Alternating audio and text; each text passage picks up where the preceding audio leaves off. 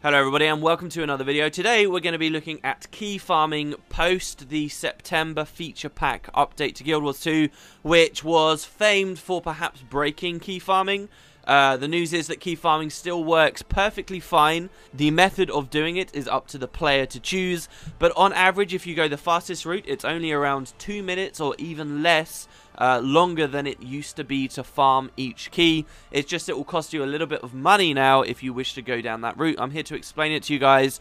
To go to basics, first, what even is key farming? Why do people do this? Key farming is the process of making a new character. That's why I'm on my character create screen here right now, and rushing through the first 10 levels of personal story. After you finish the first 10 levels, you get a key as a reward. The key can be used to open Black Lion chests, which ultimately can get you Black Lion tickets and Black Lion weapons. There is a website online you can find in the description that tells you the current average price of a Black Lion ticket. I've never seen it under 100 gold, and that's 100 gold now. You can get a lot more money if you get weapons from these keys and hold on to them to sell them later.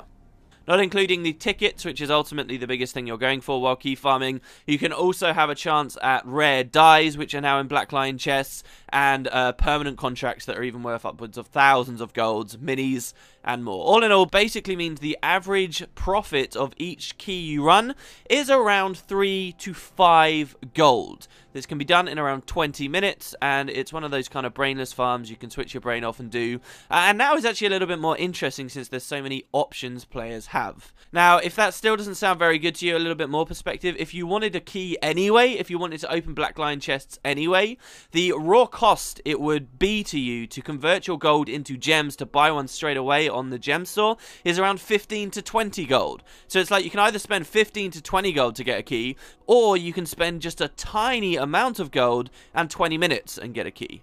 That is why this exists. Now, largely, the process of key farming hasn't changed that much after the patch. Some people have speculated that Sylvari is now a much more viable option. However, I am going to be going for human here and taking the same standard route as before. So you could pick either sex, you can pick basically warrior or guardian. Warrior is the fastest, but guardian's a bit more brain dead than what I'm used to, so I'm going to be doing guardian. And the other important decision you make, I like to go for shoulders here, but really it doesn't matter that much. The most important decision you're going to make is common folk. We'll spam to the end, create a character name, like so, and load into the starting cutscene. Now, as I say, not too much has changed, but there are a few key differences. Most notably, you now have to be level 10 before you can start doing your personal story, which at the end will award you with this key. This is why people thought it was nerfed, but it isn't. Really, key farming just isn't such a hard and fast set of rules any longer, and you can choose how long each key takes you to get versus how much money you want to spend acquiring the key. Now, even if you rush the key as fast as possible, you are still earning a profit, given that the average value of each key is anywhere between 3 and 5 gold. You'll always get a profit, but if you want more money, you can take it slightly slower. So here are your options. Option number 1 is one of the best, but it will run out very quickly. If you PvP a lot, or if you have a lot of alts who are over a year old, you can use Tomes of Knowledge and Scrolls of Knowledge to just instantly bump yourself up to level 10, and the key farming process is barely any different at all after the patch. You just immediately run off after the tutorial and go and do your level 10 personal story. But you will run out of these scrolls, and ultimately it's not reliable, so I'm going to mention it but not show it off. Option number 2 is to just play the game like normal almost. You finish the tutorial and then you run around Tyria until eventually you hit level 10. Now, the patch also did change the scaling of levels for the first few levels in the game, so they are much quicker now. A single heart will give you almost a full level. So you can be done with getting to level 10 relatively quickly. If you're quite slow, it can take you up of an hour. I have heard numbers of around just 30 minutes to get to level 10, but you're going to have to figure out how you quickest travel around the world and go from heart to heart. Your speed depends on a huge number of things, and everyone's going to have their own routes, their own events, their hearts and plans for getting to that level 10. So again, it's not a hard and fast set of rules, but you can do it that way. Another option, if you do just want to level to 10 normally, you're happy to have your key runs be slower, but it's 100% profit, is you can actually do map complete in the cities. This just involves running around, but you will get 9 levels if you map complete all of the cities, and the benefit here is that you get 6 6 transmutation charges every time you do it also, and so you're eventually going to be rolling around in transmutation charges, and it's that extra thing your key farmer can do. Do note as well, if you're going this option, you may as well go to the Chantry of Secrets and get that bonus stuff there too, because all you have to do is zone into the map and you're done. Now, here comes option 3, and this is the one I'm most keen on. Option number 3 is to craft to level 10. By crafting, you can hit that level 10 threshold very fast. This is how it's only about 2 minutes longer now than it used to be before the patch. This is the quickest method, it's the most repeatable method, but it will, because your crafting costs you a little bit of money. The discipline that we're going to be using is cooking. You could do a mix where you do just a little bit in lots of other disciplines, but ultimately cooking is by far the cheapest, very quick too. It's just going to cost you about, at current prices, 1.4 gold per key farm. And that can sound icky, that can sound like key farming is becoming an investment. You will still earn a profit, as I explained earlier, but people might not like that, and so this is why you can choose to level normally if you wish to. Do consider that if you're looking at it as a kind of an investment thing, which takes the fun away ultimately, that the patch also upped the drop rate on scraps. It's now somewhere just shy of 50%. So if you run 20 keys, you're incredibly likely to have a full ticket and have 100 gold straight up, in addition to all your other things. Another thing to recoup your costs is if you do material promotion, there will be a link in the description to a guide for this. Every skill point you spend, if you buy 10 Philosopher's Stones with your key farming character before deleting them, every time you do that, you can earn yourself about a gold. And so if you look at it, it's 1.4 gold to craft, and you just recoup a gold of that instantly by doing the skill point promotion. Again, it just takes a little bit more time. Hidden option number 4, perhaps the most preferable option, is to do some kind of hybrid method where you level a bit in the real world and then you go to craft, and this does sound very favorable. Getting to level 10 through standard leveling can take a long time, but getting to just level 7 is incredibly fast. So if you level yourself to level 7 in the regular world and then go off and craft the last couple of levels for a total of 26 silver, not very expensive at all, then you can have reasonably quick key farms that also don't cost that much money either. Ultimately, it's up to you, and that's where the deviations have come in now. Okay, so we are in, and I'm going to start my key run now. As I explained in the previous guide, if you do have a Golem Banker because you bought that edition of Guild Wars 2, it is very useful, but now because you have to be level 10 before you can even start your personal story, you aren't necessarily required to have a bunch of level 0 gear. You can have level 10 gear now. And so a lot of your old key farming gear you can get rid of, but it is still an option to hold on to it for this tutorial instance where you are still just level 1. Personally, I don't like that it fills up so much of my bank, so all I've kept is a staff and a greatsword. Now, if you were a warrior, perhaps you'd want a sword and a warhorn here too.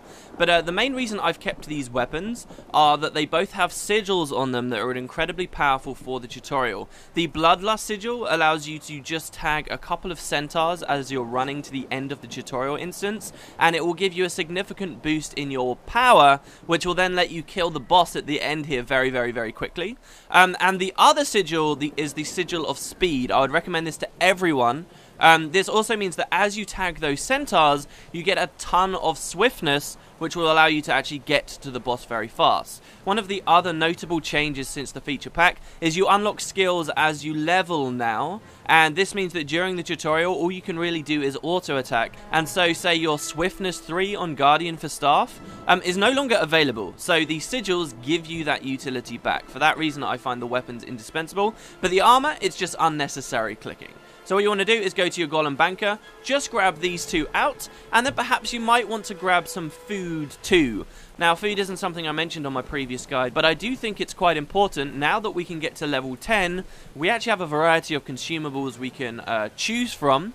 Either plus 40 power for 30 seconds after killing an enemy, and of course whenever you're fighting you're usually cleaving trash down anyway, so you're usually going to have that plus 40 power, or just 20 power flat which means you're going to get that bonus even against certain bosses where maybe you wouldn't have killed something nearby, though those situations are rare. So the two foods are spicy meat kebabs or spicy flank steaks, but the truth is these are both excessively expensive on the trading post, and you'd be a fool to buy them on the trading post. If you just walk around Tyria on a different character before you key farm, you could buy a stack of moa haunches for a matter of copper in Holbrack, which is way cheaper than like the 20-something silver spicy flank steaks cost. Or you can buy rice balls from Divinity's Reach, which cost around the same amount. Okay, so just stack up on these. You can buy them on a different character. They are account bound, not soul bound. Throw a stack in your bank, and there you go. You've got some good key farming food. I'm going to go with the moa haunches here. And just double click one, maybe throw it back in your bank or keep it, depending on your inventory space. Another thing you could store in your bank for key farming is bags, because that would just be incredibly useful. I tend to find, because now we have to craft, my bag space can fill up if I'm not careful. So that's a consideration. And lastly, food is one thing, but also utilities, maintenance oils and things are also useful. However, at level 10, this is the quality of what you have available. It's gain a stat for 1% of toughness or vitality. So gain 1% condition damage, 1% power. It's terrible. These are really, really bad. Instead, I would recommend weak potions of outlaw slaying, which again you wouldn't maybe use before because they required level 5, but now that we're level 10, they are useful. This gives you 3% flat damage against outlaws, and pretty much all we're going to be killing after these initial centaurs are outlaws. So again, this is very useful, but you can't eat it just yet, not until you've got to level 10. I'll talk more about my bank later. That's pretty much everything. You're just going to grab your weapons out mostly, equip the staff if you're playing as a guardian, and just go ham. Just auto-attack things. You'll notice they die slightly slower now that we don't have our armor on, but just from killing these first few Tamini, I've gained a bunch of bloodlust, a bunch of swiftness, and very soon you'll be one-shotting them again. You want to run towards the garrison. You can skip the inn, as I've explained before. One thing I never demonstrated to you guys is once you get to this point, if you see that that gate over there is shut, you can choose to take a right and walk along down that ramp past that fence and skip the entire garrison encounter to go straight to the boss. This will save you time. It does mean you get slightly less bloodlust by the end, so you kill the boss slightly slower, but that's largely irrelevant for the amount of time you will save not having to do this event here. Like, basically you skip because someone else is already inside. As it stands, though, we're going to do the standard thing. We're going to come here, we're going to auto-attack a few times to kill these waves of mobs, and push on out to the shaman. Another awesome option for you, if you're going to be key farming a lot and you have it available, is the Executioner's Axe. This thing is incredible. It's a costume brawl item, a toy, which when you double click gives you an ability that you can spam on a 2-second cooldown and will move you a great distance. This, combined with swiftness, can really speed up your key farms in an immense way. It's just that the item isn't particularly easy to come by. However, you guys are in luck. I'm uploading this video shortly before Halloween drops, and it's probably likely that the Executioner's Axe will become available for Halloween again. Key farming is probably the best use you can get out of that Executioner's Axe, aside from other niche things. So I would really recommend, if you've got one, try it out. Get used to swapping it on and off. And ultimately you'll have much quicker runs. Even the best like speed runs of key farms I've seen rarely include people using the Executioner's Axe, which will just save so much time in those long running sections. Anyway, so here we go. We're running up. You can see I've got my food nourishment just running out now, so you won't actually have that benefit for the boss, and you're just going to kill the boss like you normally would in any other key run. Another tip for you guys is this dude's first attack will always be a big CC. If you cannot kill the boss quick enough for that CC, standing with Logan can be useful because he'll give you stability. He'll also give you protection and regen. They're largely inconsequential, but that stability can help you just face roll, you know, just spam your auto attack until the Earth Elemental dies. Try and get in a spot where they double cleave, and voila. Okay, so here's where things really explode open. You want to skip your cutscene. You no longer have to complete any hearts. All you have to do is get to level 10. It's just that completing hearts will help you do that. There's a lot of option with what you do. You could either immediately run straight out into Queensdale and do your thing, or you could try and craft straight away. Now, for your standard player, if you're going the crafting route, which is what I want to show you, you're going to immediately hit M, and you'll notice that you already have 2 waypoints unlocked. The Sama waypoint, which is your home waypoint, and the Dwayne waypoint. It used to be you'd go straight straight to Salma. Instead, head to Dwayna here, because our goal is to get to crafting stations as fast as possible.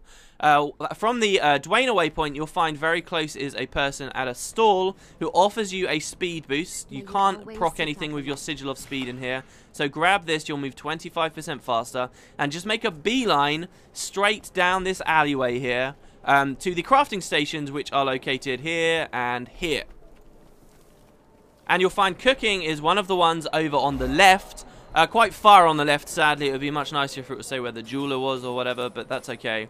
It's actually one of the most remote crafting things in all of DR. And once you're here, you'll note that you actually have access to your bank. So key farming now is no longer really reliant on having that banker golem that I used at the start. All I used that for was to get weapons, which only offer a marginal speed boost. For everyone now, whether you have a decent edition of Guild Wars 2 or not, you can get to your bank and your material storage very fast. And it's here that you can withdraw and equip all of your other stuff. So now you would start to craft. I do want to show you guys another option, however, so let's go back to where we were originally stood. And this is, again, for people who have specific items, like the Executioner's Axe, like the Banker Golem, but that you will find is faster whether you're wanting to craft or not. So we would load in just outside of this house, okay? And if you happen to have the Banker Golem, and you happen to have either an airship pass or a Royal Terrace pass, you'll notice that you can use these straight away. So I have the airship pass, not the Royal Terrace. I'm going to double click this, and this will instantly put me next to a crafting station. I don't have to do that walk. I don't have to go to the Dwayna waypoint. And as you'll note, those waypoints over there are already unlocked for me anyway. So I can come immediately to here, and what do you know? The closest crafting station on the airship is the cooking station. So I'm cooking straight away. I have a guy teach me to be a chef. Click, click, and then I'm done. I'm ready. So that's how quickly you can get to crafting now. And once you're done crafting, you can immediately just go back on your world map, come over to Divinity's Reach. If my mouse wheel scroll wasn't broken, I could probably be much more efficient. Go to the Salma waypoint, and off you go. Another option for people who don't even want to craft, or people who want to do the hybrid approach, is right next to the Master Chef is a helmsman. This helmsman will take you anywhere you like in the world. This is good for doing those map completes for the transmutation charges, or simply for running around and getting a lot of hearts. The Plains of Ashford changed fairly substantially recently. 2 new hearts were added for the early game. Very quick hearts, easy to complete, and by just running here, you'll notice that the airship drops you off right next to the Plains of Ashford. You could actually, in theory, run along and complete a bunch of the new hearts here before immediately waypointing back or using your airship pass to go back and craft straight away. So these are methods you can use to move very fast around the world. You could warp straight to Lion's Arch and get your level 10 quickly. I really recommend those airship things. Combined with the Executioner's Axe, you're going to get some serious speed going for quite cheap runs. So let's talk about crafting now. One thing you're going to get out of a lot of Black Lion chests are boosters, and boosters can now be made to be whatever you want with the enchantment pounder added to the game in the first feature pack. So I would actually recommend that you pop a crafting booster. This will allow you to craft and crit more frequently than not, and means that you can get to level 10 by spending even less materials than you would at first expect. Now, the crafting itself is something I tend to loathe, but because this is kind of a repetitious thing, you will eventually get it down pat. You can see me messing up pretty significantly in the footage here, but it's as simple as looking through a list and buying a bunch of ingredients. My recommendation would be to buy more than 1 run's worth, so you don't have to stop between each run, and then you can just buy a bunch of stuff. Yeah, you lose some money at the start, but then you get to put that to the back of your head and just focus on the profits you get from there on. So the list here is going to be listed in the description, but I'll read it out loud. I literally got this from a Reddit thread and it worked perfectly for me. It's 24 bags of starch from the vendor, 24 jugs of water, 137 bags of flour, 50 pockets of salt, 99 bags of sugar, 25 pockets of baking powder, 37 cherries, and 12 lemons. That's all stuff you're going to be getting from vendors. And from the trading post, you want to buy 87 slices of butter, 25 potatoes, 25 eggs, 37 strawberries, and 12 grapes. So you just literally go through the list, buy the stuff. It is a pain. I can't stand crafting in situations like this, but once it's done, it's done. You take your key farming character here and combine these ingredients together to bump yourself to roughly level 200 cooking. The funny thing is, you're actually only trying to get 8 levels since you start at level 2, and because the scaling has changed, you actually often get to level 10, especially with crafting boosters, far before 200 cooking. Anyway, the order in which you combine this stuff together, again, is in the description at this Reddit thread. If you're at all comfortable with cooking, it will be second nature to you, and then you're pretty much level 10 straight away. This whole process may feel like it's taking a long time, and the run overall is going to be a lot longer than it used to. But the funny thing is that now you're level 10, you have all of your weapon skills for both weapons unlocked, and you will never be under-leveled for the missions you're about to undertake. So, from here on, key farming is much quicker than it used to be. You're on a flat level at all times, and you have a lot more available to you. So, now that you're level 10, pretty much all that's left to do is to actually complete the missions. However, you'll notice my character here is naked. I have cleaned his inventory out, so all you'll see I've got here is an executioner's axe, a great sword, and a ticket. Now, sadly, we are level 10, but we haven't unlocked weapon swap yet. That isn't available now after the feature pack for a few more levels. There is a trick to this, however. It is mostly a convenience thing. If you want to use both your greatsword and your staff for mobility, you're more than welcome to hold your hero panel like this and just hot swap on the fly. I main Ellie, so I'm used to this. However, if you're not that anal about getting the incredible times, a trick is to head to the heart of the mists after you've finished your crafting. By doing this, you can actually slot now something into your second weapon set and unlock weapon swapping. Now, when we return to PvE, say with the Airship's Pass, you'll see that we still have it available. This is a nice trick. Obviously, it's not necessary, but it's something I would personally be doing, just because this is about, you know, having a bit of relaxed fun and earning some money rather than constantly having to swap like I'm doing some kind of dungeon speed clear. You'll notice my toon is naked, so this is where our gear can come in. Do you remember before on the old key farms, we would have a bunch of level 0 account-bound gear that we could keep swapping around, just like the weapons I'm using right now? Well, you can now make that level 10 gear. I would certainly recommend you do. It will make stuff very easy. And this is the last stuff you can see here in my bank on the right. So you've got armor. This armor you can buy directly from the trading post. Mighty chain stuff, or if you're playing, you know, a different armor class, you'd get that. This stuff is all very cheap on the trading post. You want to slot runes into it. Also, I went with a Holbrack rune, basically anything that gives you power, a strength rune, a vampirism rune, and a pack rune. Now also, however, we can get a helmet too, which we couldn't have before. And I actually did a second pack rune here. This means you get a little bit more swiftness duration, which has great synergy with that sigil we were using at the start. Even jewelry is useful to us now. So you could still use Polar if you have this on your account, but why do that when you could instead have your garnet copper stuff? And even the new crafted back piece is very useful also. So I'm just going to spam through this stuff here. You'll notice we get no notifications that stuff is being soul-bound. And by equipping all this stuff, we've suddenly boosted our damage capabilities quite a lot and our defensive capabilities. That's pretty much anything you'll need for prep here. You're geared out, you've got everything you need. Just remember, once you have finished the key farm, to actually redeposit this stuff into your bank, and you can now feel free to waypoint to the Salma waypoint and proceed with the key farm itself.